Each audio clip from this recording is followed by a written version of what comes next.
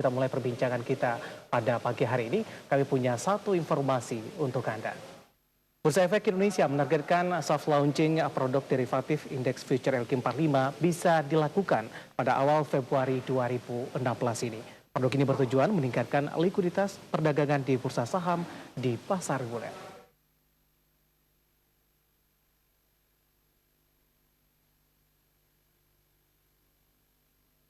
Saat ini sudah ada 9 anggota bursa yang berminat melakukan trading indeks future LQ45. Ke-9 anggota bursa tersebut yakni Bina Arta Paramadana Reksa Sekuritas, Henan Putirai, Niko Sekuritis Indonesia, Pacific 2000 Sekuritis, RHB Sekuritis Indonesia, Trimeka Sekuritis, Universal Broker Indonesia, dan Velburi Asia Sekuritis. Indeks future LQ45 ditujukan untuk melindungi nilai atau hedging transaksi investor di pasar reguler. Di pasar saham saat ini tidak diperbolehkan short selling sehingga akan merugikan investor yang memegang posisi jangka panjang ketika pasar tengah turun. Untuk mencegah kerugian tajam ketika pasar turun, investor bisa bertransaksi di indeks future LQ45.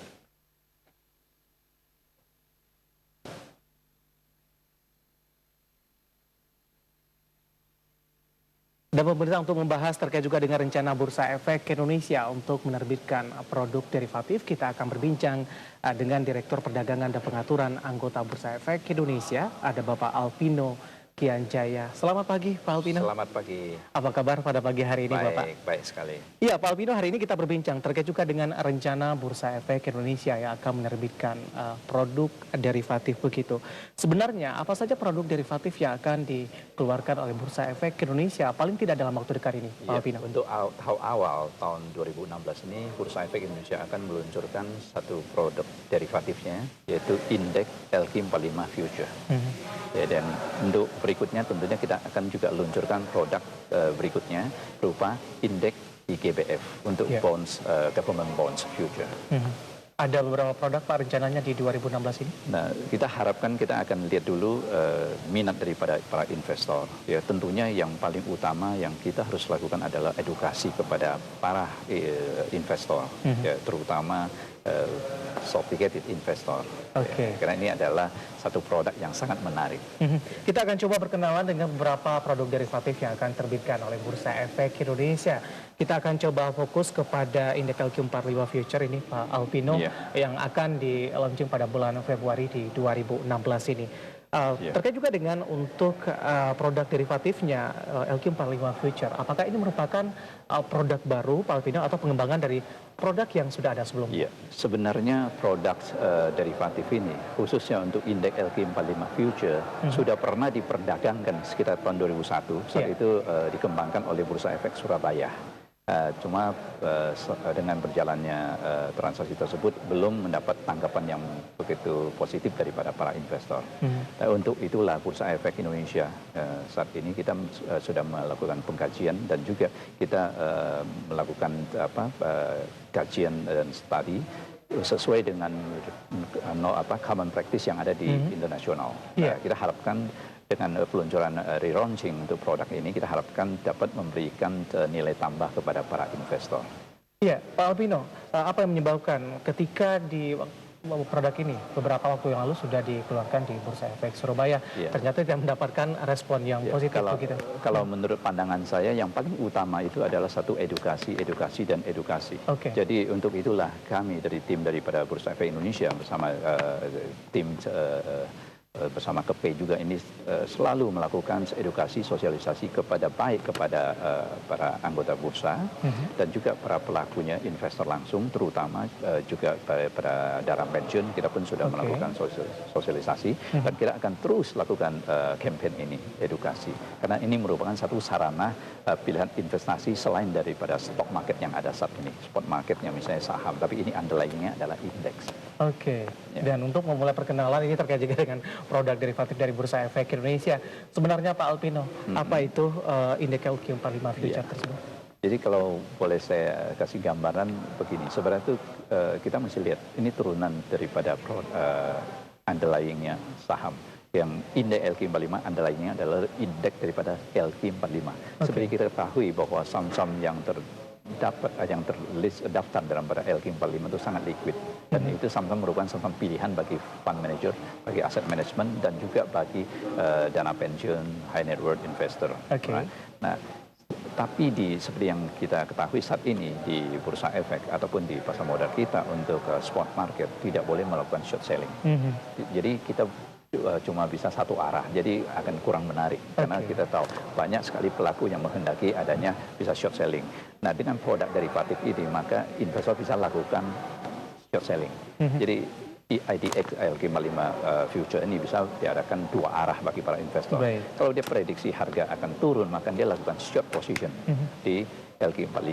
Atau kedua, kalau dia sudah punya posisi saham di LQ45, dia tidak mau kehilangan sahamnya, tidak mau cut loss, maka dia lakukan hedging melalui LQ45 future. Jadi dia lakukan short di LQ45 future.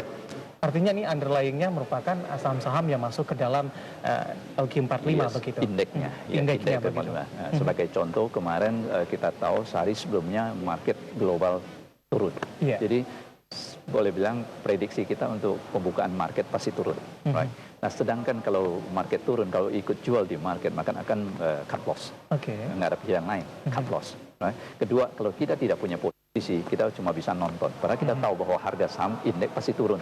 Nah, tapi dengan adanya indeks LQ45 berarti walaupun saya belum punya posisi, saya sih bisa lakukan short.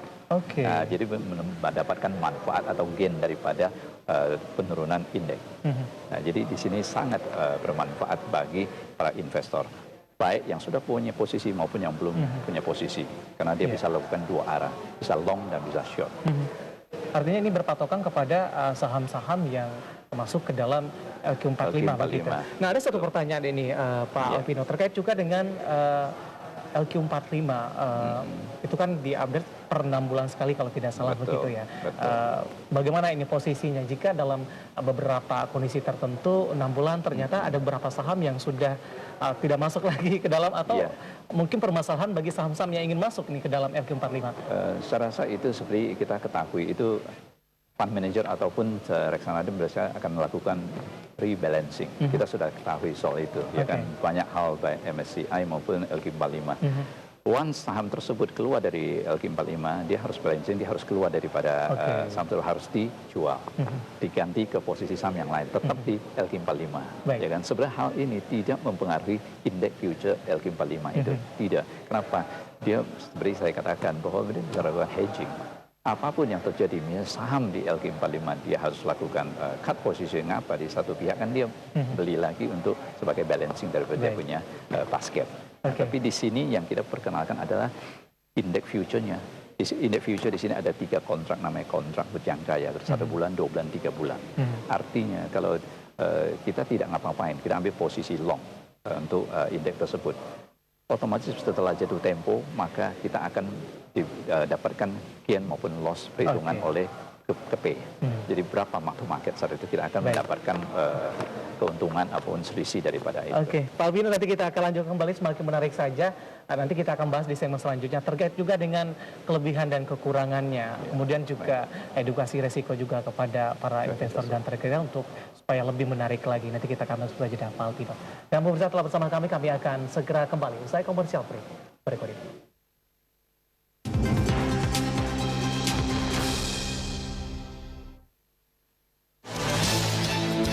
Special Report.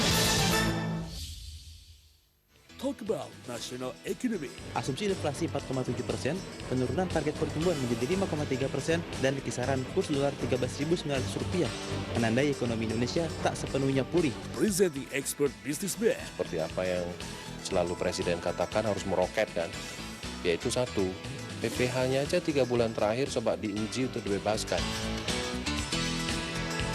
Buzz Box on IDX Channel. Let's increase our knowledge.